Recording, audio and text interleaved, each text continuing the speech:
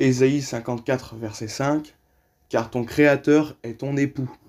L'Éternel des armées est son nom, et ton Rédempteur est le Saint d'Israël, il se nomme Dieu de toute la terre. » Ésaïe 62, verset 5, « Comme un jeune homme s'unit à une vierge, ainsi tes fils s'uniront à toi, et comme la fiancée fait la joie de son fiancé, ainsi tu feras la joie de ton Dieu. » Il est très clairement mentionné dans les deux versets que je viens de citer que Dieu est notre époux.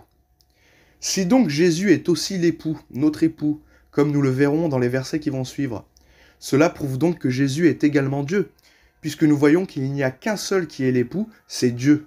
C'est au singulier. Jésus est donc notre époux, tout comme le Père est notre époux, car le Père et le Fils ne forment qu'un seul Dieu avec le Saint-Esprit. Dieu est notre époux en la personne du Père et du Fils. Et pour ceux qui ne le savent pas, nous qui sommes l'Église, sommes apparentés à l'épouse.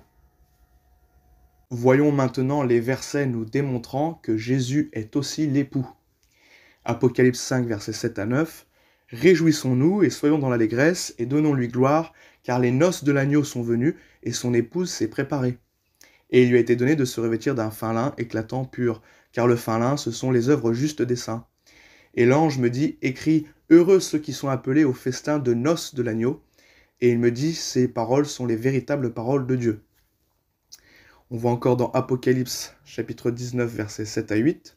« Réjouissons-nous et soyons dans l'allégresse et donnons-lui gloire, car les noces de l'agneau sont venues et son épouse s'est préparée.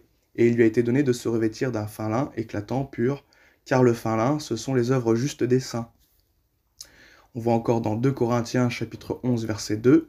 « Car je suis jaloux de vous d'une jalousie de Dieu, parce que je vous ai fiancé à un seul époux, pour vous présenter à Christ comme une vierge pure. » Comme nous venons de le voir dans 2 Corinthiens 11, 2, et comme je l'ai dit précédemment, il y a bien un seul époux, c'est Dieu.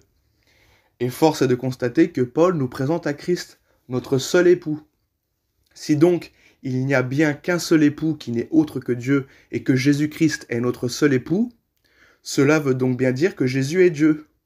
Le Père, le Fils et le Saint-Esprit, qui n'est qu'un Dieu, est notre seul époux. Et pour terminer, un merveilleux verset, Éphésiens 5, verset 25.